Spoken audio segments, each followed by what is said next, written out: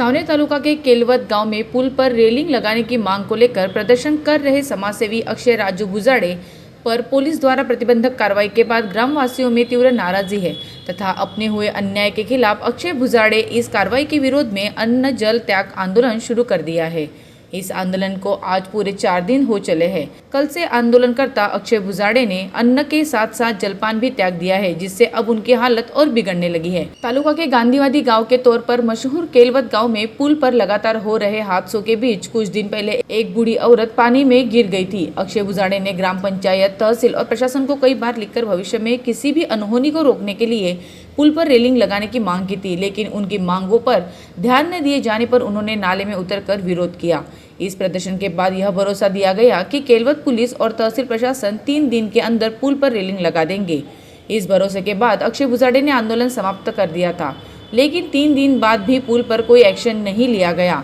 उल्टा ग्रामवासियों की सुरक्षा के लिए आंदोलन कर रहे अक्षय बुजाड़े पर भारतीय दंड संहिता की धारा 129 और 130 के तहत कार्रवाई की गई है। इस कार्रवाई के विरोध में उन्होंने 14 जनवरी को अन्न त्याग आंदोलन शुरू किया तथा उन्होंने 15 जनवरी से पानी भी पीना छोड़ दिया है और आज उनके आंदोलन को 96 घंटे पूरे हो गए हैं। इस बीच स्थानिक पुलिस के अलावा किसी भी प्रशासनिक अधिकारी ने इस पर ध्यान नहीं दिया है। हमारे संवाददाता को अपनी प्रतिक्रिया देते हुए अक्षय बुजाड़े ने कहा कि वह समाज और लोगों की सुरक्षा के लिए लड़ रहे हैं। उन्होंने आरोप लगाया है कि उन पर राजनीतिक दबाव के चलते यह नाजायज कार्रवाई की जा रही है। उन्होंने साफ कर दिया है कि जब तक जिलाधिकारी तथा पुलिस अधीक्षक नागपुर ग्रामीण यह साफ नहीं कर देते कि वे दोषी है या नहीं, तब तक वे अपना अन्न त्याग आंदोलन वापस नहीं लेंगे। आंदोलनकर्ता अक्षय बुजाड़े ने अन्न जल त्याग देने से उनकी हालत लगातार गिरती जा रही है। जैसे जैसे उनकी हालत के बारे में ग्रामवासियों तथा उनके चाहने वालों को पता चल रहा है, वैसे वैसे आंदोलन स्थल पर भीड़ तथा तनाव का वातावरण बनता जा रहा है। तो वही अक्षय बुजाड़े के परिजन तथा उनके हित चिंतक उनके लगातार गिरते स्वास्थ्य के प्रति चिंतित है तथा प्रशासन इस मामले में तुरंत दखल दे और किया गया वादा पूरा करने की मांग करने लगे हैं। तो वही केलवत ग्राम तथा आसपास के युवकों द्वारा भी अक्षय बुजाड़े के साथ अन्न त्याग आंदोलन की तयारी दर्शाई है। लोकांसाठी एका आंदोलनाची किंमत काय मोजावी लागते हे आपल्या समोर आहे।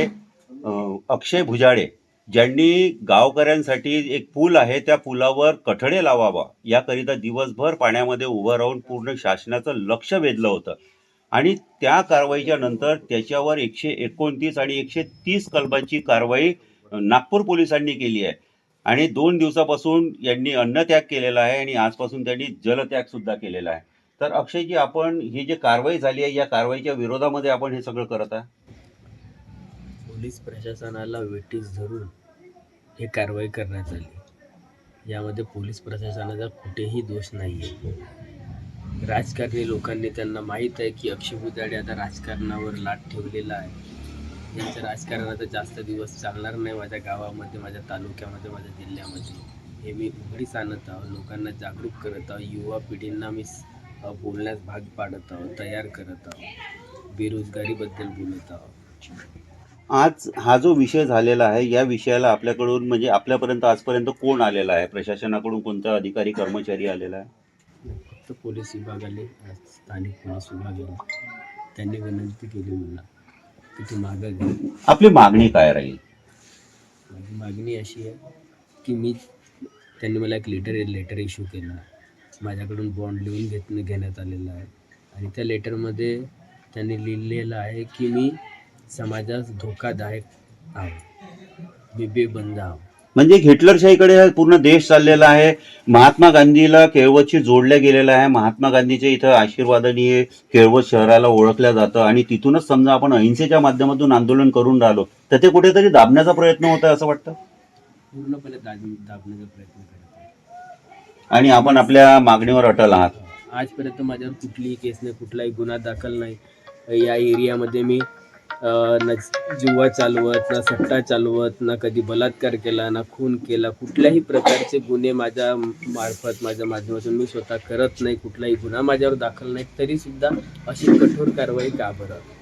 छत्रपती शिवाजी महाराजांना याच प्रकारे औरंगजेबाने नजरकैद केलं होतं। या राजकारण्यांनी आज माझ्यासोबत तेच केलं। माझाच पक्ष माझा जीव घेण्याचा मागा लागलेला आहे। म्हणजे आता विश्वास कुणावर करायचा? विश्वास फक्त अधिकाऱ्यावर करू शकतो, लोकप्रतिनिधीवर माझा विश्वास राहिलेला नाही.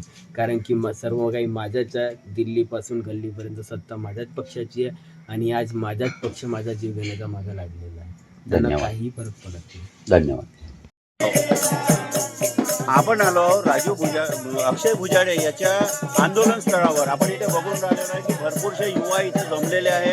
काही भजन मंडळी आहे जे सकाळपासून इथे आईचा उदो करून राहिलेले आहे. त्यांनी या आंदोलनकर्त्यांना एक मोठी ऊर्जा निर्माण होऊन राहिलेली आहे आणि हे एक आगळं वेगळं आंदोलन आहे. ज्या आंदोलनामध्ये आंदोलन करायची जी किंमत आहे त्याला प्रतिबंधक कारवाई नागपूर पोलिसांनी केलेली आहे, त्याच्या विरोधात ही कारवाई सुरू आहे. अक्षय भाऊने जे आंदोलन घेतलेलं आहे हे खरंच आपल्या समाजासाठी खूप महत्त्वाचं असं आंदोलन घेतलेलं आहे. आणि जर शासन जर आमच्या मागणीची पूर्तता करत नसेल तर आम्ही हा इथे जमलेला सगळं युवा वर्ग अक्षय भाऊच्या पाठीला उभं राहू आणि गरज पडली तर आम्ही सुद्धा अक्षय भाऊसोबत आंदोलनाला बसू. आणि तसं तर आम्ही बाहेर गावून आलेलो आहे. आमचा तर कैळवतशी काही संपर्क नाही. आम्ही ढकारा म्हणजे खैरी ग्रामपंचायतमधले 8-10 मुलं आलेलो आहे अक्षय भाऊला खास करून पाठिंबा देण्याकरिता. त्यांचा जो आम्ही हा 2 दिवसापासूनचा हा व्हिडिओ आम्ही बघितला आणि खरंच त्याचं हे जे कार्य आहे हा समाजासाठी खरं तर आपल्या केळवत गावासाठी नव्हे तर हा आपल्या सावनेर तालुक्यासाठी खरंच अभिमानाची गोष्ट आहे की आपल्याला अक्षय भाऊसारखा तरुण मित्र आपल्याला लाभलेला आहे. आणि खरंच गरज पडली तर आम्ही सगळं सोडून अक्षय भाऊच्या मागे उभं राहू. बस असंच मी हा ढकारा ग्रामपंचायतच्या वतीने आपल्या सर्वांना सांगू इच्छितो. आम्ही असं म्हणण्यात येईल आम्हाला हे अक्षय भाऊ जे पण करत आहे ते समाजासाठी बहुत चांगले काम करत आहे. आम्ही यांच्या समर्थ आहोत आणि यांची साथ देणार. आम्ही त्यांच्यासोबत जी काही आम्ही आजपर्यंत मुलांना पुलावरून पाठवत होतो. धोकादायक पूल वाटत होता तर मुलांना शाळेला आम्ही सायकल घेऊन पाठवत नव्हतो. आणि कारण कसं होतं की मुलगा कुठं कमी जास्त होईल पुढे सामोरून गाडी आली तर मुलगा असा पुलात जाईल अशी भीती होती. पण जेव्हापासून अक्षय भुजाडे यांनी आंदोलन केलं तेव्हापासून कटडे लागले. तेव्हापासून मुलगा सुशिक्षित, मी माझ्या मुलाला सुरक्षितपणे शाळेत म्हणजे असं रस्त्याने जाता येते पद्धतशीर आणि आता सभ्यता आणि चांगलं वाटतंय. आणि याच कारणामुळे अक्षय भुजाडेला अगर काही होत असेल याच कारणामुळे त्याला असं देशद्रोही जसं असते तसं गावद्रोही म्हणून ओळखल्या जात असेल तर मी अक्षय भुजाडे समर्थक आहो आणि कदापण राहीन. आणि जोपर्यंत हा याच्यातून म्हणजे जी केसेस लागली आहे त्यामार्फत त्याला बाहेर करत नाही तोपर्यंत मी अक्षय भुजाडे सोबत आहो. न्यूज एक्सप्रेस से किशोर ढूंढेले की रिपोर्ट सावनेर.